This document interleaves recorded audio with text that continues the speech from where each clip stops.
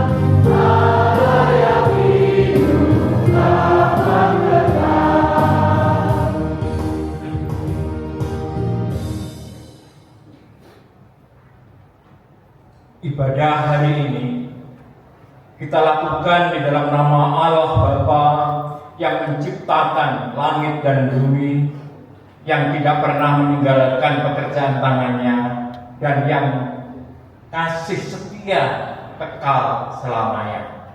Anugerah dan damai sejahtera Allah Bapa dan Tuhan Yesus Kristus senantiasa menyertai kita. Amin. Kita pujikan nyanyian nomor 122, Bagimu Damai Sejahtera.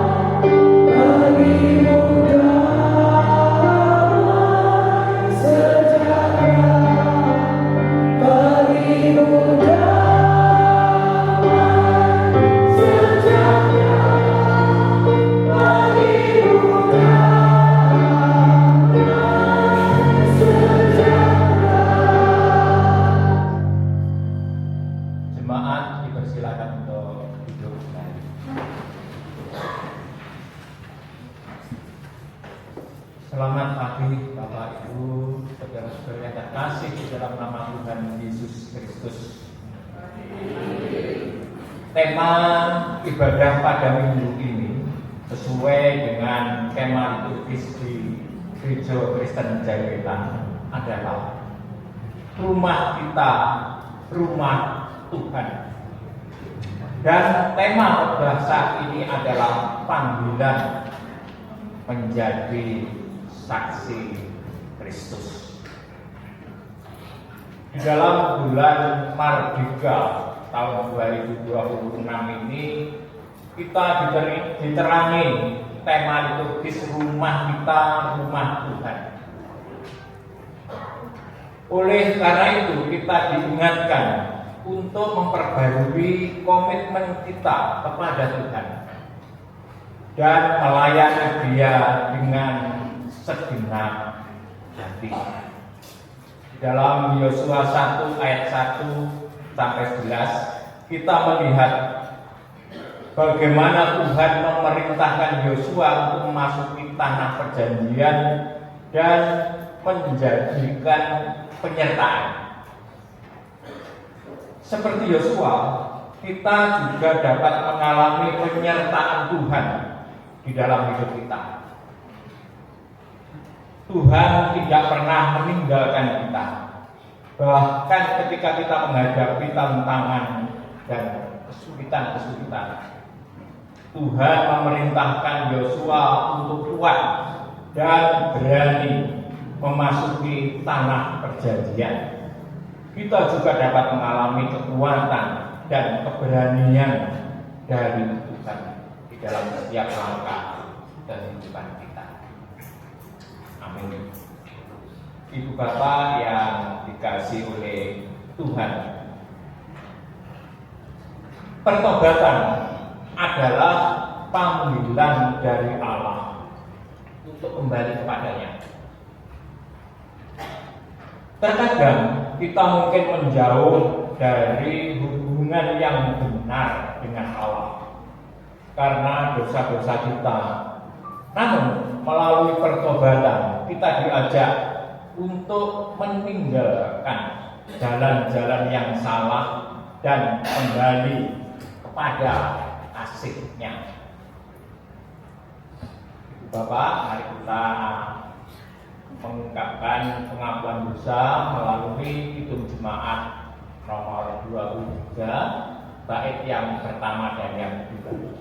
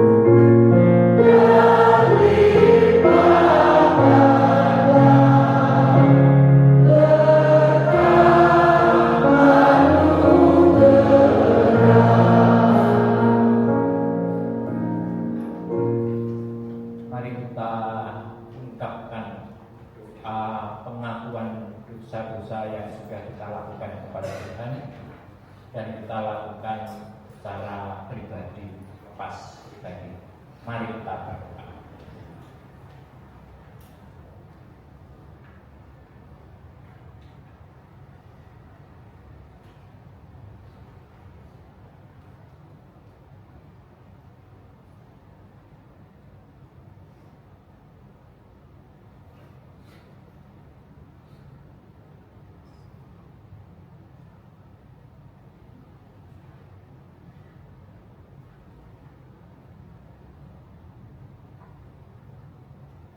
Demikian Tuhan Yesus atas ungkapan segala salah dan dosa-dosa kami yang sudah kami lakukan, Tuhan. Pada kesempatan ini kami mohon pengampunan daripada-Mu, dan kami yakin bahwa Tuhan akan mengampuni dosa-dosa kami. Dan kami berjanji, Bapa, untuk tidak melakukan lagi, tidak akan mengulang lagi dosa-dosa dan kesalahan kami. Di dalam nama Tuhan Yesus Kristus, Sang Penebus dosa, kami berdoa. Haleluya. Amin. Ibu Bapak yang dikasihi oleh Tuhan, kita dengar berita anugerah yang merupakan petunjuk hidup baru. Umat dimohon untuk hadir.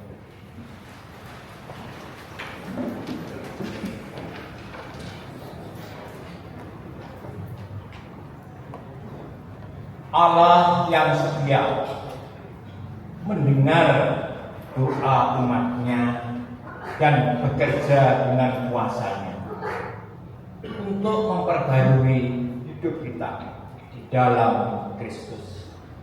Kita tidak hanya diampuni, tetapi dipersatukan kembali dengan Allah, satu sama lain, lalu digerakkan untuk hidup dalam kuasa Roh Kudus. Firman Tuhan menegaskan, jadi siapa yang ada di dalam Kristus, ia adalah ciptaan baru. Yang lama telah berlalu, lihat yang baru telah datang. 2 Korintus 5 ayat yang ke-17. Sebagai umat yang telah dipulihkan dan dipersatukan di dalam doa, marilah kita menyerahkan hidup kita sepenuhnya kepada Kristus. Membiarkan kuasa-Nya menggerakkan kita untuk saling mengasihi, serta setia melayani dan bersaksi. Mari kita bersama-sama saling menyapa dengan saudara-saudara kita yang ada di kiri kanan kita, sambil mengatakan Tuhan mengasihi dan memberkati kita.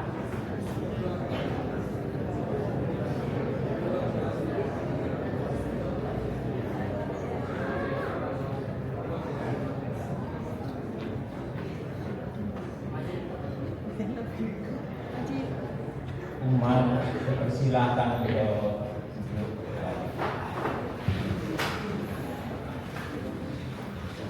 Marilah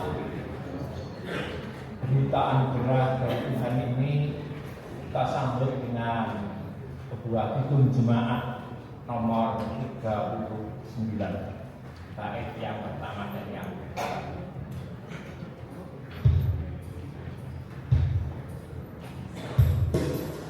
Hallelujah.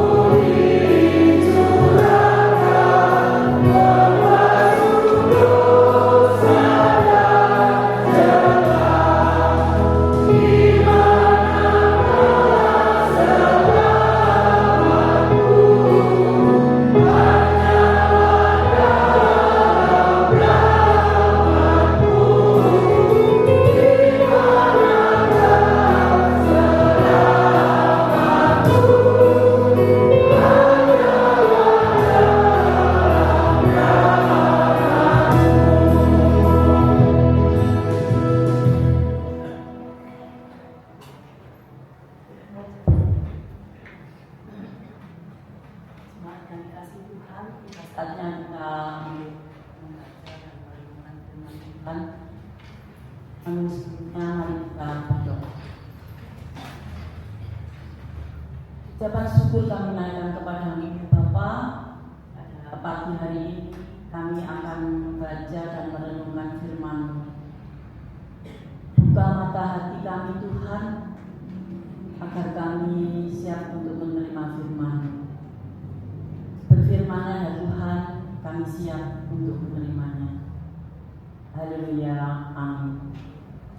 Bacaan yang pertama diambil dari Kisah Para Rasul 1 ayat yang pertama, yang ke-6 sampai ke-14 yang demikian. Yesus terangkat ke surga. Maka bertanyalah mereka yang berkumpul di situ, Tuhan, maukah Engkau pada masa ini memulihkan kerajaan bagi Israel? Jawabnya, Engkau tidak perlu mengetahui masa dari waktu yang ditetapkan Bapa sendiri menurut kuasanya. Tetapi kamu akan menerima kuasa kalau Roh Kudus turut ke atas kamu.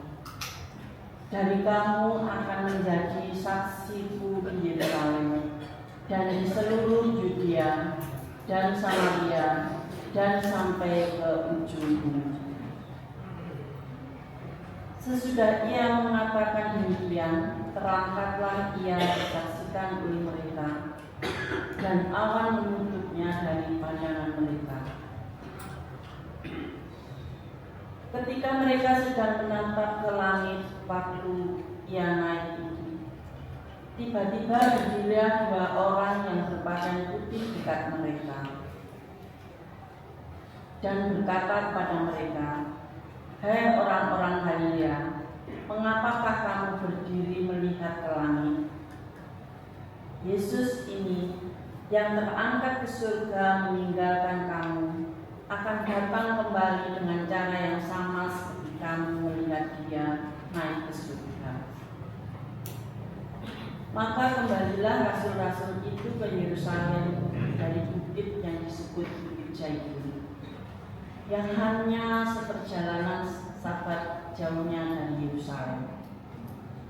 Setelah mereka tiba di kota, naiklah mereka ke ruang atas, tempat mereka menumpang mereka itu ialah Petrus dan Yohanes, Yakobus dan Andreas, Filipus dan Thomas, Bartolomeus dan Matius, Yakobus bin Alfius, dan Simon orang Selot, dan Yudas bin Yakobus. Maka semua bertekun dengan sehati dalam doa bersama-sama dengan beberapa perempuan serta Maria ibu Yesus dan dengan saudara-saudara Yesus.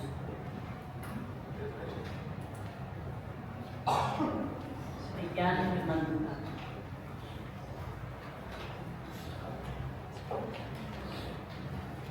Umat yang dikasihi Tuhan, marilah kita menanggapi bacaan pertama dengan Mazmur 68 ayat 1 sampai 10 dan 32 sampai 35 yang akan kita pujikan secara responsorial atau bersahutan.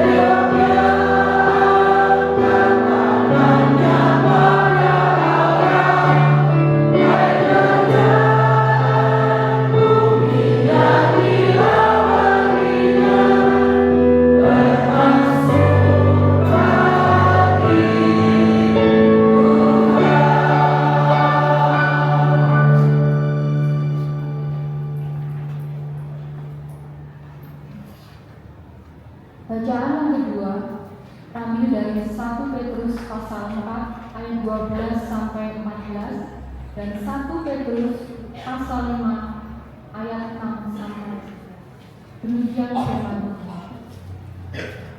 Menderita sebagai Kristen. Saudara-saudara yang kekasih, janganlah kamu heran akan nyala api siksaan yang datang kepadamu sebagai ujian, seolah-olah ada sesuatu yang luar biasa terjadi atas kamu. Sebaliknya, bersukacitalah sesuai dengan bagian yang kamu dapat dalam penderitaan Kristus, supaya kamu juga boleh bergembira dan bersukacita pada waktu Ia menyatakan kemuliaan. Berbahagialah kamu jika kamu dinista karena nama Kristus, sebab roh kemuliaan yaitu roh Allah ada padamu. 1 Petrus pasal 5 ayat 6 sampai 11. Karena itu rendahkanlah dirimu di bawah tangan Tuhan yang kuat, supaya kamu ditinggikannya pada waktunya. Serahkanlah segala kekhawatiranmu kepadanya, sebab Ia yang memelihara kamu. Sadarlah dan berjaga-jagalah. Lawanmu, si iblis, berjalan keliling sama seperti singa yang mengaum-ngaum, mencari orang yang dapat diterangi. Lawanlah dia dengan iman yang teguh, sebab kamu tahu bahwa semua saudaramu di seluruh dunia menanggung penderitaan yang sama. Dan Allah, sumber segala kasih karunia, yang telah memanggil kamu dalam Kristus kepada kemuliaan-Nya yang kekal, akan melengkapi, meneguhkan, menguatkan, dan mengokohkan kamu sesudah kamu menderita seketika lamanya. Ialah yang mempunyai kuasa sampai selama-lamanya. Demikian firman. Inilah permulaan Injil Kristus.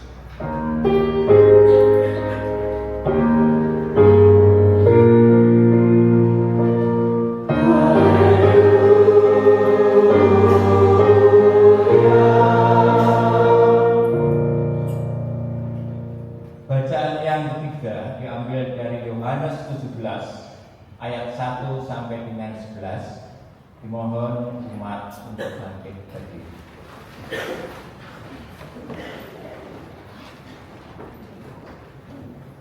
Doa Yesus untuk murid-muridnya. Demikianlah kata Yesus. Lalu Ia menengadah ke langit dan berkata, Bapa, telah tiba saatnya, memuliakanlah anakmu, supaya anakmu memuliakan engkau. Engkau telah memberikan kepadanya kuasa atas segala yang hidup, supaya Ia memberikan hidup yang kekal kepada semua yang telah Engkau berikan kepadanya. Inilah hidup yang kekal, yaitu bahwa mereka mengenal Engkau, satu-satunya Allah yang benar, dan mengenal Yesus Kristus yang telah Engkau utus. Aku telah memuliakan Engkau di bumi dengan menyelesaikan pekerjaan yang Engkau berikan kepadaku untuk kulakukan. Sekarang ya Bapa, muliakanlah aku di hadirat-Mu sendiri dengan kemuliaan yang kumiliki di hadirat-Mu sebelum dunia ada. Aku telah menyatakan nama-Mu kepada semua orang yang Engkau berikan kepadaku dari dunia. Mereka itu milik-Mu, dan Engkau telah memberikan mereka kepadaku, dan mereka telah menuruti firman. Sekarang mereka tahu bahwa semua yang Engkau berikan kepadaku itu berasal dari Engkau. Sebab segala firman yang Engkau berikan kepadaku telah Kuberikan kepada mereka, dan mereka telah menerimanya. Mereka tahu benar-benar bahwa Aku datang dari Engkau, dan mereka percaya bahwa Engkaulah yang telah mengutus Aku. Aku berdoa untuk mereka, bukan untuk dunia. Aku berdoa tetapi untuk mereka yang telah Engkau berikan kepadaku, sebab mereka adalah milik-Mu. Dan segala milikku adalah milik-Mu, dan milik-Mu adalah milikku. Dan Aku telah memuliakan di dalam mereka. Aku tidak ada lagi di dalam dunia, tetapi mereka masih ada di dalam dunia. Dan Aku datang kepadamu, ya Bapa yang kudus.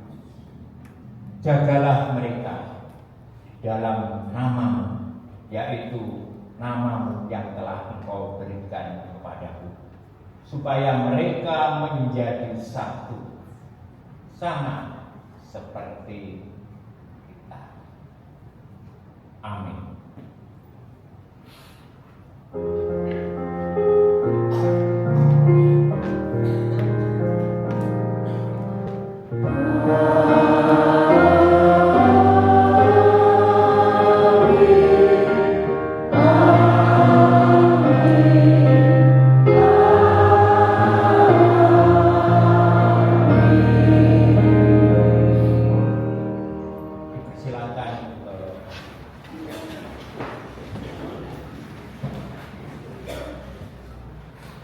Kita akan bersama-sama mendengarkan sebuah ujian yang akan dipersembahkan oleh kelompok Markus.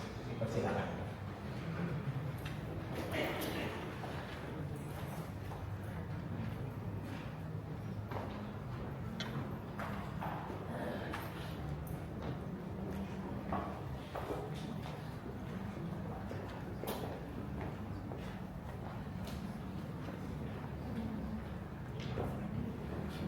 Kelompok Markus ini akan mengujikan sebuah ujian dengan judul Jadilah Saksi Kristus.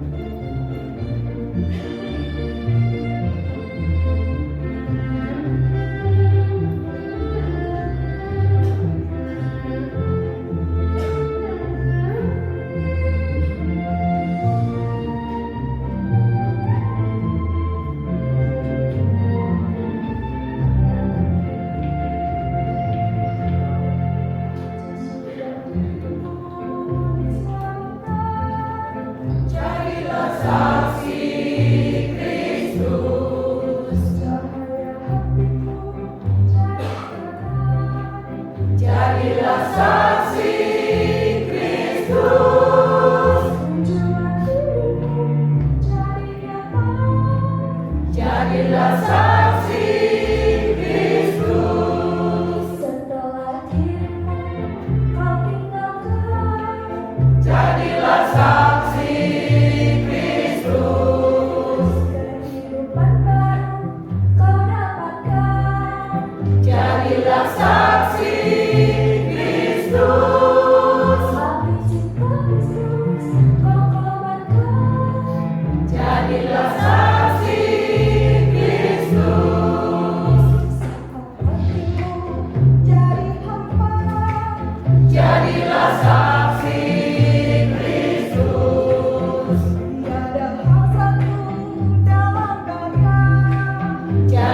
saksi Kristus.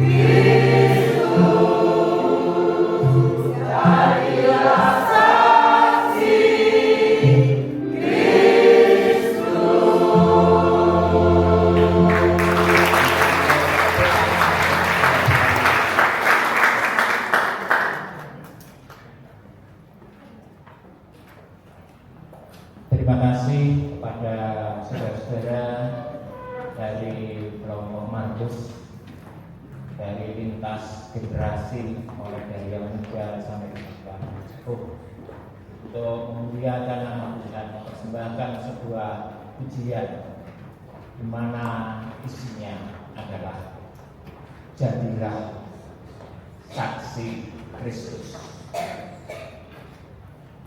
Seperti bacaan kita di pagi hari ini. Dan pada saat ini kita akan bersama-sama membahas bagaimana sih caranya untuk menjadi saksi Kristus. Selama 1 bulan ke depan ini di gereja kita diadakan kegiatan bulan Martiria dan Diakonia, bulan kesaksian dan pelayanan, di mana di dalam program ini nanti di dalam ibadah perkunjungan umat yang setiap minggu dilakukan sekali di tiap kelompok, itu yang bertugas di sana adalah umat biasa, bukan pendeta dan bukan majelis. Mereka akan bersaksi tentang apa yang sudah ditugaskan kepada Tuhan kepada mereka, dan keberanian inilah yang dibutuhkan. Untuk itu sebelumnya kami sampaikan juga terima kasih kepada saudara-saudara yang nanti akan bertugas. Saya percaya bahwa panjenengan bukan mengalami pendidikan dari teologi, tetapi berani bersaksi menyampaikan. Ini adalah kegiatan kita di 1 bulan ke depan. Ibu bapak yang terkasih, dalam bacaan kita di pagi hari ini tentang kisah kenaikan Tuhan Yesus, itu menekankan kepada murid dan kita yang percaya saat ini, yang sudah diberi kuasa Roh Kudus. Kita yang percaya, orang Kristen yang percaya, yang sudah diberikan kuasa Roh Kudus untuk melanjutkan misi Allah menjadi saksi Kristus di tengah-tengah dunia, dimanapun Bapak Ibu saudara-saudara berada. Tentunya hal yang seperti ini tidak begitu saja dapat kita lakukan. Perlu ada peneguhan iman. Kalau kita tidak teguh, kita tidak akan berani. Dan diperlukan panggilan untuk tetap setia di dalam misi Allah. Meskipun ada penderitaan yang harus kita alami dengan kita berperan menjadi saksi Kristus ini. Penderitaan ini bermacam-macam, lihat konteksnya masing-masing.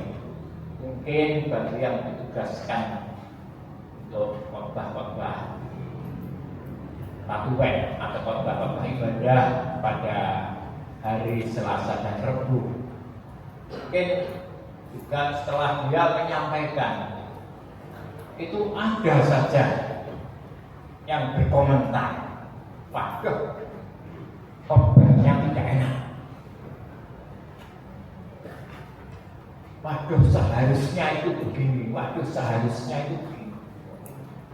Dan suara-suara itu adalah bisa menimbulkan penderitaan bagi yang bersaksi. Kalau itu adalah konteksnya adalah dalam ibadah keluarga.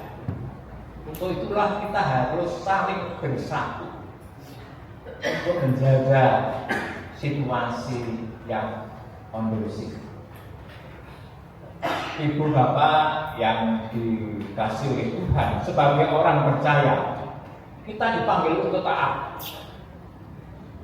Taat itu adalah bagi orang Kristen, setia dan siap menderita demi Kristus dengan penguatan dari Roh Kudus.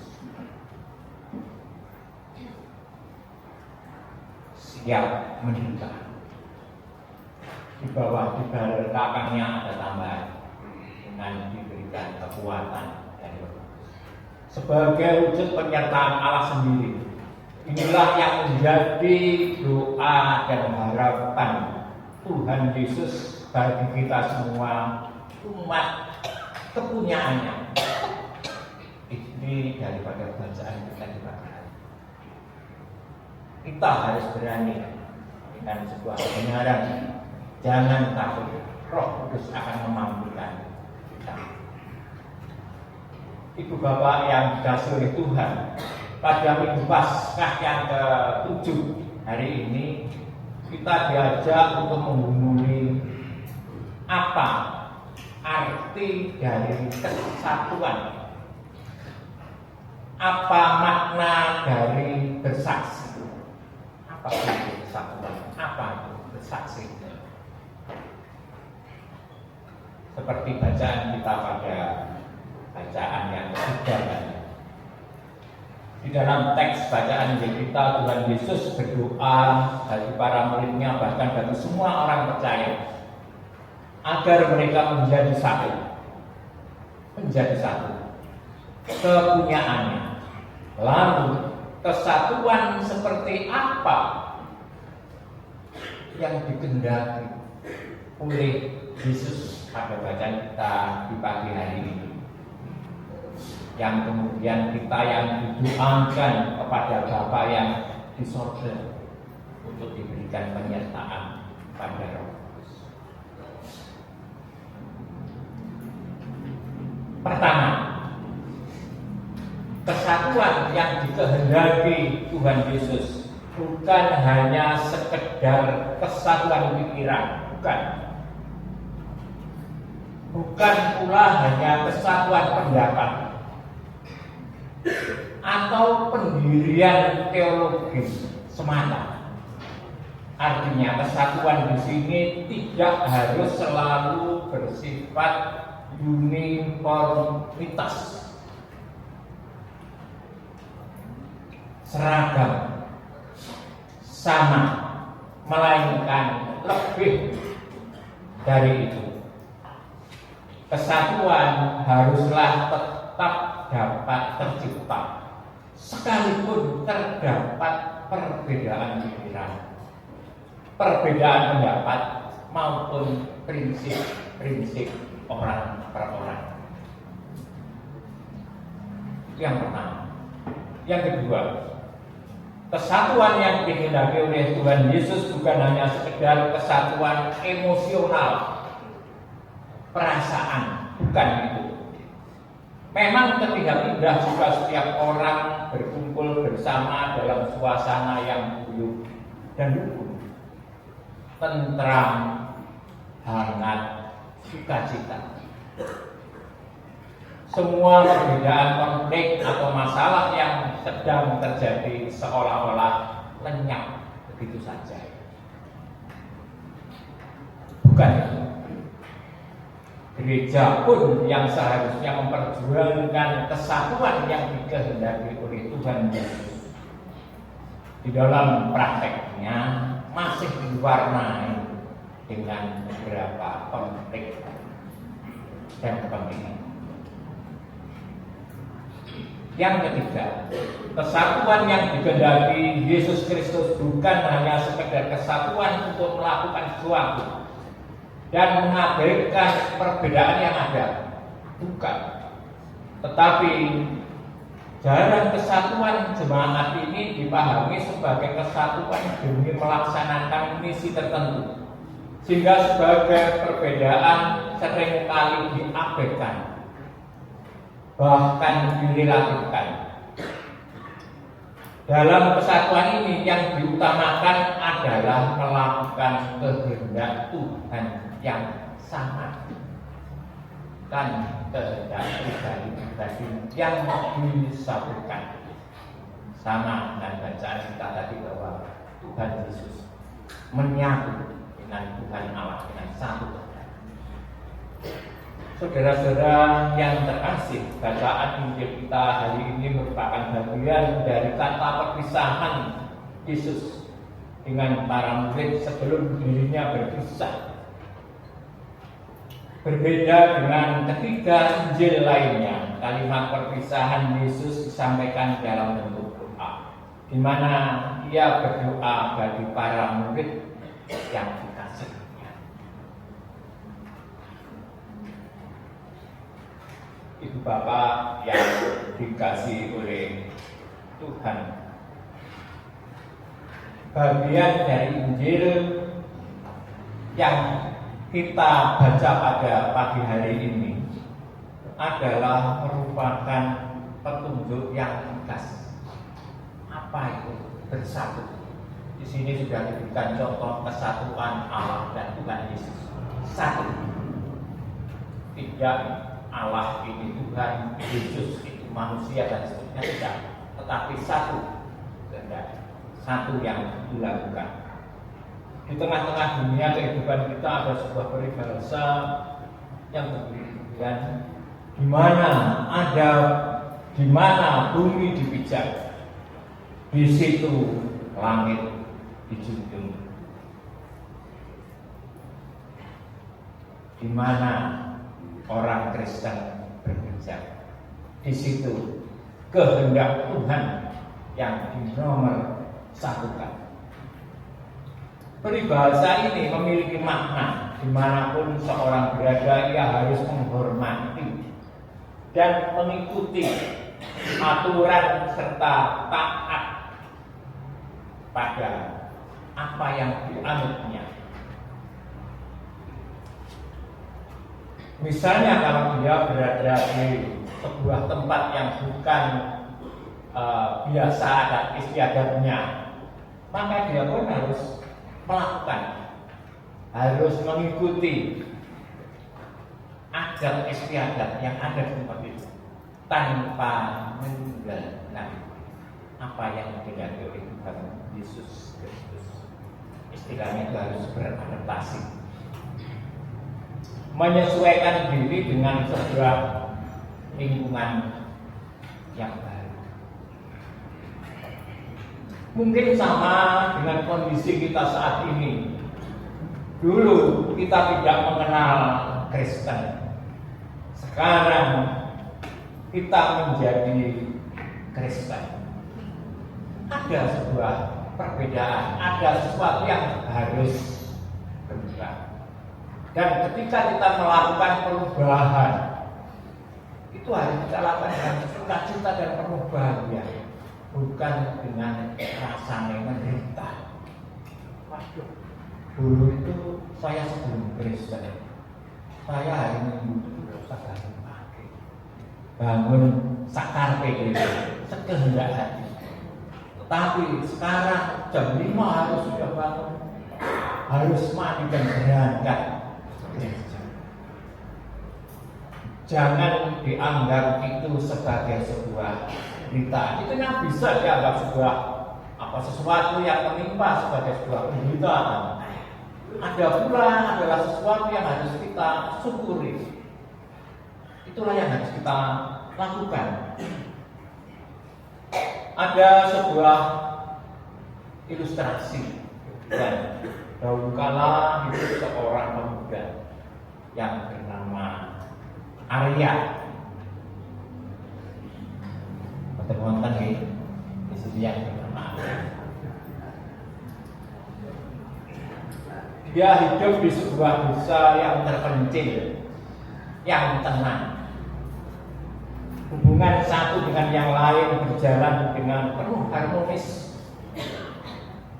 Tidak pernah terdengar ujaran saling menjelekkan atau suara sumpah serapah yang kasar. Mungkin pendengar Bapak Ibu sudah mengalami ketika awal pendengar berada sebuah daerahnya. Di situ rasanya tenang dan suara-suara yang saya sebutkan tadi tidak ada. Tetapi suatu hari ia memutuskan untuk merantau ke kota besar. Tadinya tidak Kristen, tidak ada kegiatan ini, dan memutuskan menjadi pengikut Yesus. Sesampainya dia berada di kota, si Arya ini merasa asing dengan segala hal yang baru. Asing. Mungkin bagi yang berasal dari kampung-kampung di luar Jawa, ketika Bapak Ibu saudara-saudara berada di sini, mungkin sesaat akan merasakan asing. Kok gak sama ya di tempat saya? Kok gak sama? Jadi terasa asing. Segala hal yang baru, aturan, kebiasaan, dan adat istiadat di kota ternyata sangat berbeda dengan di desanya. Arya awalnya merasa kesulitan awal-awalnya untuk beradaptasi dengan sesuatu yang dia anggap kasar, tapi orang kota tidak menganggap kasar. Dia seringkali merasa bingung dan canggung dalam berinteraksi dengan orang-orang yang ada di sekitarnya. Bahkan ketika ia berlaku merasa baik pada tetangga-tetangganya, tapi para tetangga itu justru berbuat sebaliknya pada dirinya. Akhirnya ada sebuah keluhan ya Tuhan, kapan berita ini akan berakhir? Kapan kehidupanku bisa menjadi lebih nyaman? Ketika itu dianggap sebuah penistaan. Tetapi apa yang dilakukan oleh Arya, ia tidak menyerah. Ia mulai memperhatikan bagaimana orang-orang di kota berinteraksi, bagaimana mereka berpakaian dan bagaimana mereka bertindak. Tidak menyerah. Sama dengan orang Kristen, tidak menyerah dengan situasi dan keadaan yang ada di sekitarnya. Kita tetap berjalan menjadi saksi Tuhan, memberitakan firman Tuhan melalui perbuatan-perbuatan kita. Si Arya ini juga mencari informasi aturan adat istiadat di kota tersebut. Saya itu harus bagaimana? Dia ikut melakukan tanpa ada rasa tekanan mental. Secara perlahan Arya mulai memahami dan menyesuaikan diri. Ia mulai dan dapat menghormati aturan-aturan yang ada. Ia juga mulai mencari teman, bergabung dalam kegiatan sosial di lingkungannya. Setelah beberapa waktu, si Arya ini berhasil beradaptasi dengan baik, tidak lagi merasa tertekan, tidak lagi merasa menderita. Ia mulai merasa nyaman dengan kehidupan di kota. Ia tidak melupakan asal usulnya, tetapi ia juga mampu menghargai, mengikuti aturan serta adat istiadat yang berlaku di tempatnya. Tidak ada yang dikalahkan. Di dalam konteks kemenangan, artinya berarti si Arya ini menang dalam menghadapi segala sesuatu. Bagi orang Kristen, peribahasa ini bisa diartikan bahwa untuk mencapai sebuah kemenangan, kata kita harus mampu menjunjung tinggi ajaran Tuhan Yesus untuk bisa menang, beradaptasi dengan situasi dan kondisi yang ada, meskipun rasanya tidak enak, rasanya bahkan terasa menderita dengan situasi. Kita harus mulai memahami aturan main, strategi yang tepat dan mampu bekerja sama dengan orang lain yang berbeda dengan cara kita dahulu sebelum kita menjadi orang Kristen. Siji kita orang Kristen, gak boleh aku dia. Kemenangan bukan hanya tentang kemampuan individu, tetapi juga tentang kemampuan untuk menyesuaikan diri, menghargai, mengubah rasa yang tadinya tidak enak, rasa yang tadinya derita, ini menjadi rasa syukur, rasa nyaman. Mungkin Bapak Ibu dalam hati membantah, bagaimana caranya menderita tidak enak kok disuruh mengubah rasa itu menjadi rasa syukur. Mungkin biasanya timbul seperti itu, saya itu sangat menderita, ya Allah, aku itu kok bersyukur kondisi saya sudah begini dan seterusnya. Itu Bapak yang dikasihi Tuhan. Seperti yang saya katakan tadi, kalau dalam bahasa Jawa, isok pak, kita itu menderita, tapi bersyukur karena kroso penak, menderita, tetapi enak. Bapak mungkin pernah, bagi yang ibu bapak mungkin pernah mengalami masa-masa masa-masa mulai berkenalan, masa-masa mulai mencari pasangan itu. Ketika kalau penjenengan ingat pada masa-masa itu, ketika ini laki-laki itu ketika dicubit cewek itu sakit rasanya oleh kesayangannya, oleh pacarnya. Penjenengan tidak merasa sakit, bahkan senang, malah dituntut jaluk dicubit manik. Berarti penjenengan itu bisa mengubah rasa yang sakit itu menjadi rasa bahagia. Kenapa? Karena cinta. Sama dengan ketika penjenengan cinta dan Yesus Kristus. Artinya bahwa itu bisa dilakukan. Jadi tidak mustahil kita rasanya sakit, tetapi bersyukur karena kroso enak rasanya. Barangkali ini sudah terasa contoh aja ya, yang mungkin penjenengan pernah merasakan, karena saya juga pernah merasakan itu. Rasanya enak. Ya, sebenarnya itu adalah sakit. Coba bandingkan ketika penjenengan disenggol, tidak usah dipikir, oleh orang yang penjenengan benci, rasanya sakit, tak tempeling, tak pisui dan seterusnya.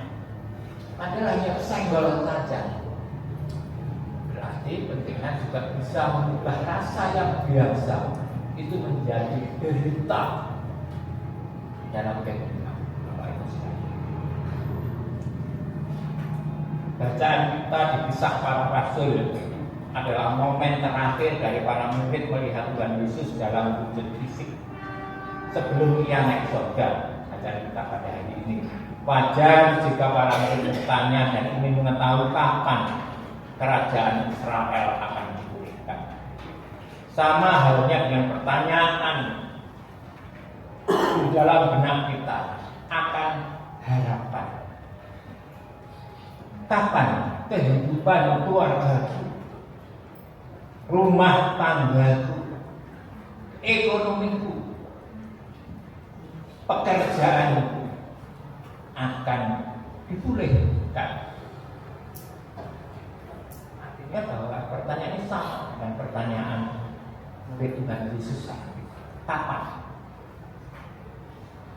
Jawaban Tuhan Yesus tidak menyangkal pemulihan itu akan terjadi.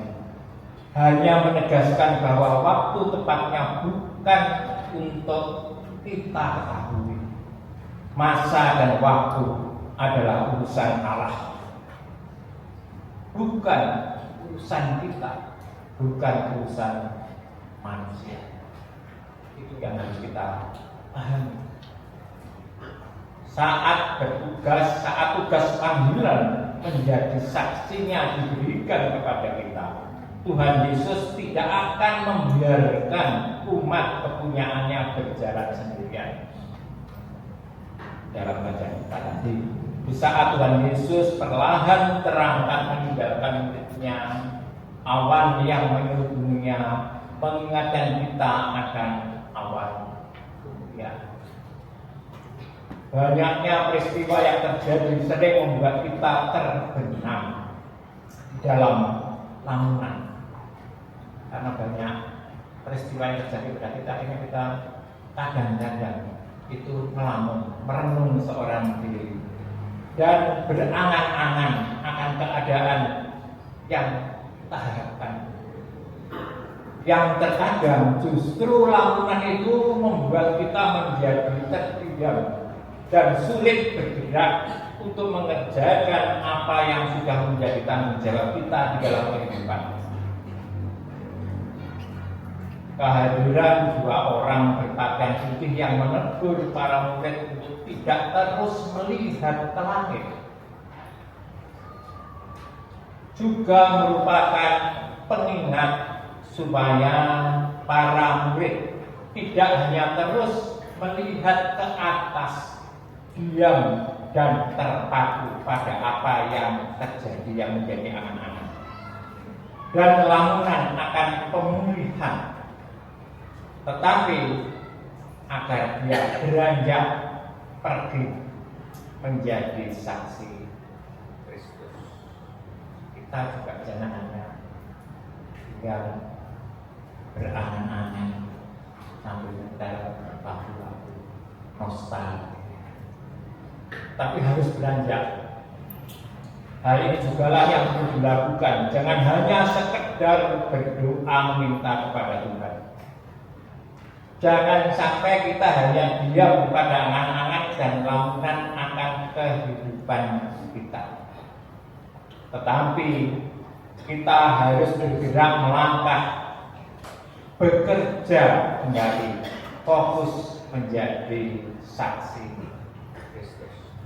Memang di dalam Alkitab sudah disebutkan, berdoalah maka akan dijawab oleh Tuhan. Ya, tentu saja ayat ini perlu dihubungi secara dalam. Kita tidak bisa hanya berdoa, tidak punya uang, berdoa saja kemudian produk muncul uang sekian juta di atas meja. Jelas tidak bisa. Maka harus bertindak, harus melakukan, harus bekerja. Ada seseorang yang mengatakan, Pak, saya itu sudah berdoa bersungguh kepada Tuhan, bahkan sampai berdoa sampai menangis, tetapi Tuhan tidak memberikan kepada saya. Apa yang Anda lakukan? Ya saya duduk dan berdoa. Bukan yang seperti itu. Pemahaman ini harus diperbaiki. Tentu panggilan menjadi saksi Kristus tidak mudah dilakukan.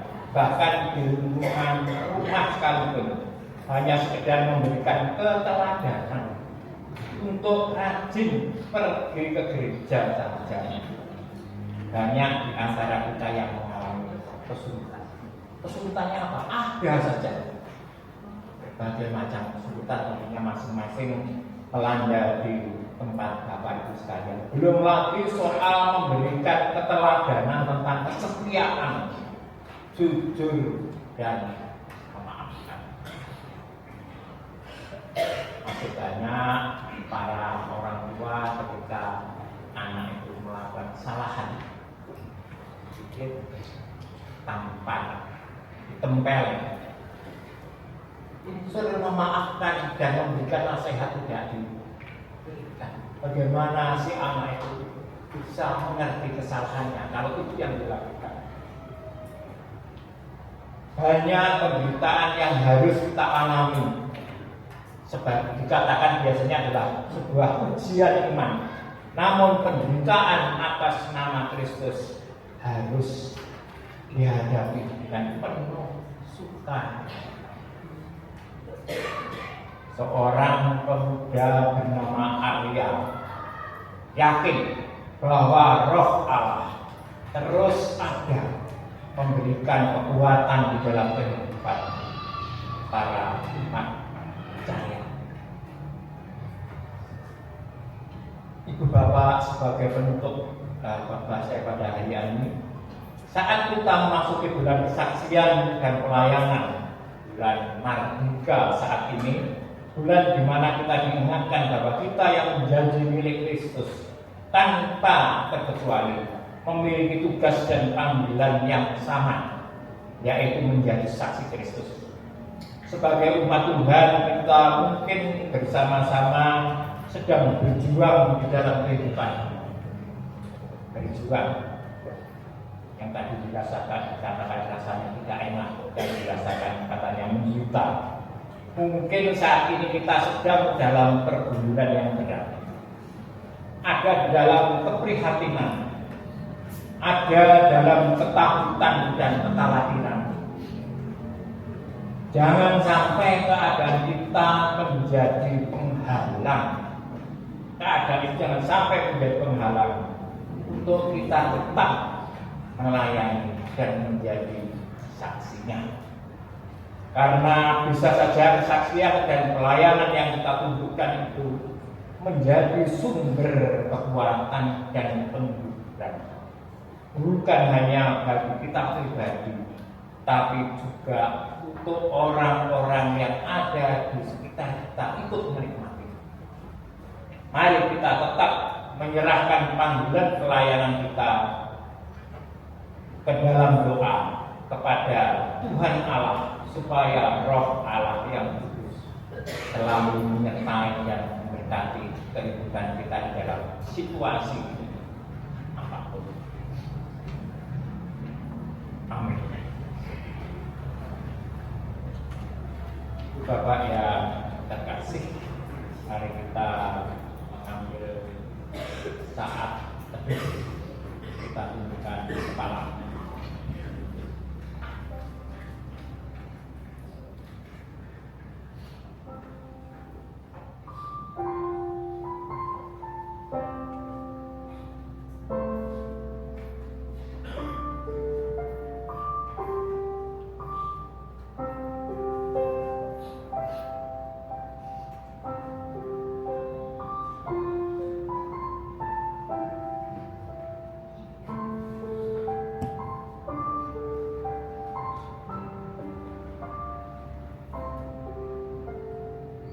Amin.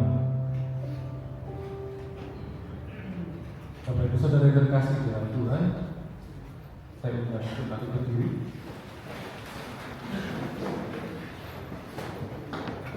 Mari bersama dengan umat percaya dari guru-guru ini dan umat percaya dari segala masa, kita kembali mengikrarkan iman percaya kita melalui penguapan iman rasul. Pengakuan iman rasul.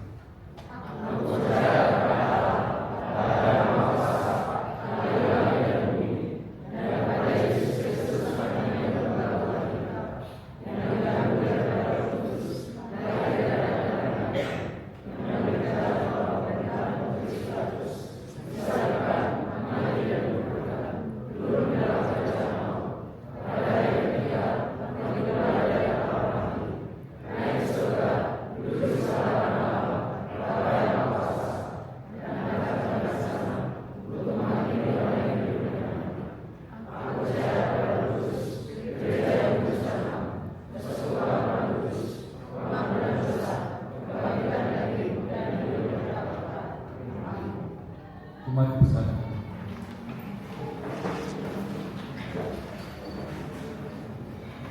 Ibu Bapak yang dikasihi oleh Tuhan, mari kita sama-sama tundukkan kepala, doa Bapak.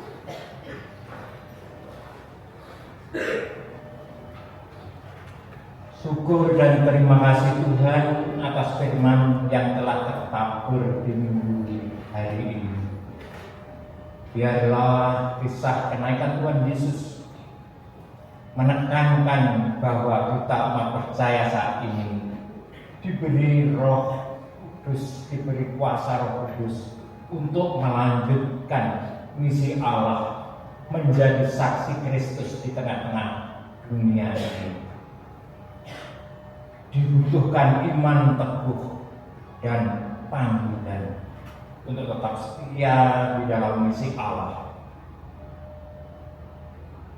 Dengan bersaksi dan melayani mesti ada penderitaan yang harus kami alami demi menjadi saksi Kristus.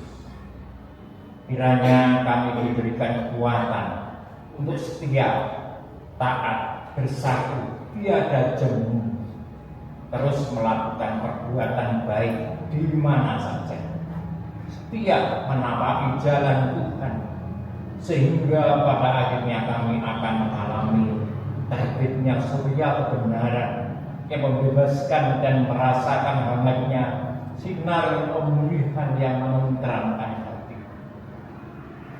Tuhan Yesus, kami yakin bahwa Tuhan memberikan kekuatan kepada kami untuk bertahan dan menganugerahkan hikmat kepada kami untuk bersaksi. Bapa di surga, saat ini kami juga berdoa untuk gereja kami, Gereja Kristen Jawi Wetan, Kepanjen, yang masih banyak mengalami pergumulan. Kiranya Engkau melepaskan dari segala pergumulan sehingga gereja kami boleh melaksanakan kasih melalui pelayanannya. Berikanlah selalu roh akal budi kebijaksanaan kepada Bapak Pendeta Budi Kurnianto, Penatua Diaken, Pendeta, organis, song leader, aktivis gereja yang lainnya, dan semua umat-Mu yang hadir saat ini, Tuhan. Kiranya Engkau berikan kekuatan untuk melakukan pelayanan dengan penuh kasih sesuai dengan talentanya masing-masing. Tuhan, kami mohon bagi anak-anak Tuhan yang saat ini sedang melaksanakan studi, baik mulai tingkat TK, SD, SMA, SMK sampai di perguruan tinggi. Kiranya anak-anak kami Engkau berikan mukjizat kecerdasan, berikan kesuksesan sehingga mereka menjadi siswa yang terbaik, lulusan terbaik di jenjangnya masing-masing, karena kesetiaan kami mengikut Engkau. Dan biarlah ilmu yang diperolehnya akan bermanfaat bagi masa depannya, bagi bangsa dan negara kami Indonesia tercinta ini. Hari ini juga ada saudara-saudara kami yang tidak bisa hadir di gereja. Ada yang dalam proses penyembuhan, ada yang karena kondisi fisiknya sudah rapuh. Kiranya Tuhan rawat mereka, berkati mereka dan sembuhkan mereka. Ada Ibu Mari, ada Bapak Sugiono, ada Ibu Bunika, ada Ibu Talib, ada Ibu Sih Panglukur.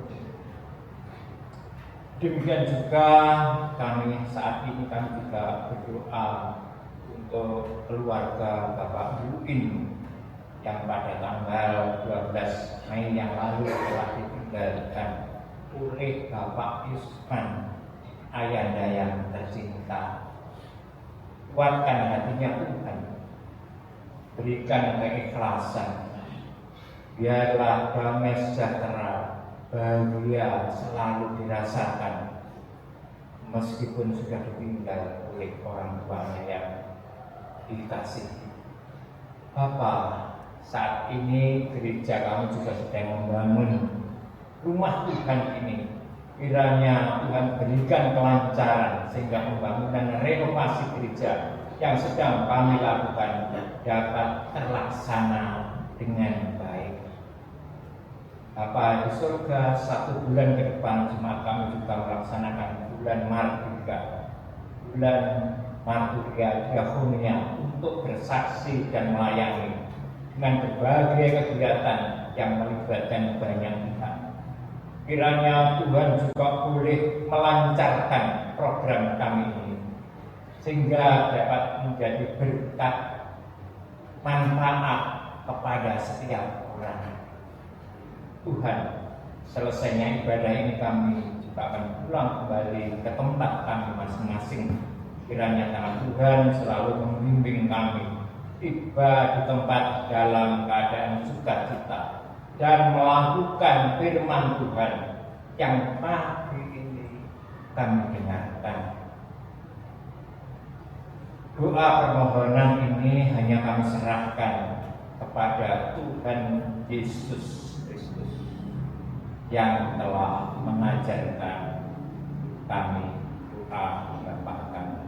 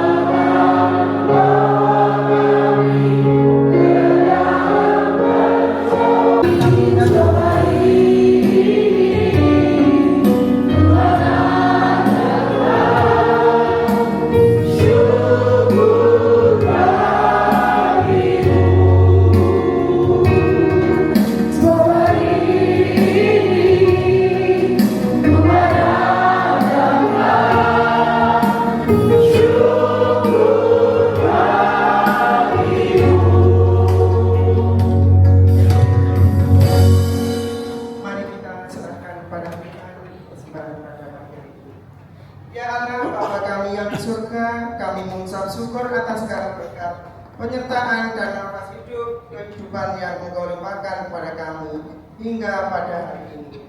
Sebagai tanda syukur kami saat ini, kami membawa persembahan kehadirat-Mu. Kiranya Engkau berkenan menerima dan memberkati persembahan ini, agar dapat digunakan untuk pekerjaan pelayanan, perluasan kerajaan-Mu dan kemuliaan nama-Mu di muka bumi ini. Berkati juga jemaat yang memberi dengan sukacita. Sucikanlah tangan dan hati kami, serta berkatilah sisa hari-hari kami di sepanjang minggu ini. Dalam nama Tuhan Yesus kami telah berdoa dan mengucap syukur. Amin. Jemaat dipersilakan duduk.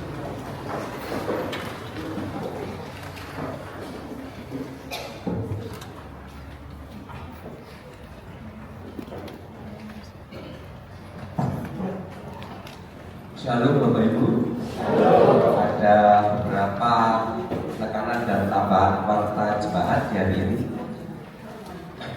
Yang pertama yaitu pada hari Senin tanggal 18 Mei, semua pelayan dan liturgus yang terjadwal dalam bulan kesaksian dan pelayanan supaya hadir mengikuti pembinaan dan carisan di gereja. Yang kedua, doa pagi akan dilaksanakan kembali pada setiap hari Sabtu mulai tanggal 23 Mei pada jam 5 pagi, tempatnya di gereja. Yang berikutnya yaitu ibadah Minggu tanggal 24 Mei, Hari Raya Pentekosta, semua warga jemaat dimohon untuk membawa daun palma kering. Jadi pada hari Minggu depan. Kemudian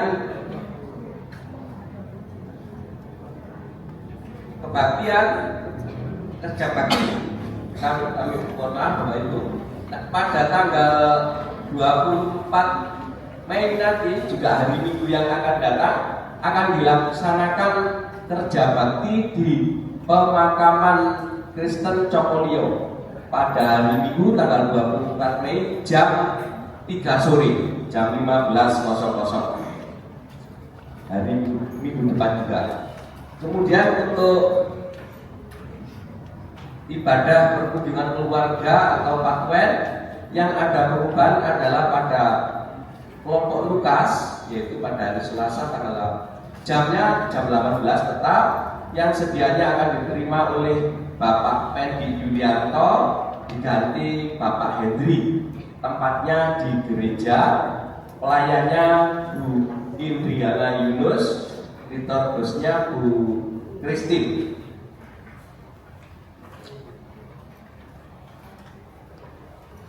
Berita berikutnya yaitu berita juga telah dipanggil ke rumah Bapak di surga Bapak Yusman, ayah dari Bapak Yukin Triharjo dari Kuantan Ngajum dengan usia 80 tahun. Telah dipanggil Tuhan pada tanggal 12 Mei 2026 dan telah dimakamkan di pemakaman Kristen Desa Pengiwen. Kiranya keluarga yang ditinggalkan mendapatkan kekuatan dan penghiburan dari Tuhan Yesus. Demikian tambahan waktu jemaat yang kami sampaikan. Atas perhatiannya, terima kasih.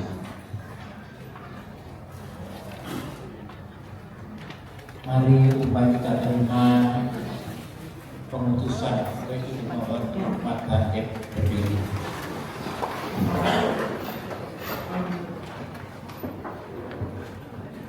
Mari kita undur dari hadapan Tuhan dengan damai dan sukacita. Kita jalani hidup kita sesuai dengan pesan firman Tuhan pada hari ini.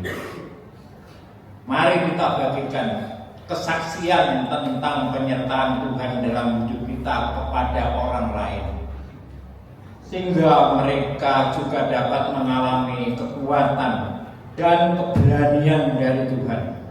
Kita perbarui komitmen kita kepada Tuhan dan melayaninya dengan segenap hati. Kita percaya bahwa Tuhan akan menyertai kita dimanapun kita berada dan memberikan kita kekuatan dan keberanian untuk menghadapi setiap tantangan. Tuhan memberkati. Kita pujikan nyanyian bersaksi terus sampai Tuhan datang.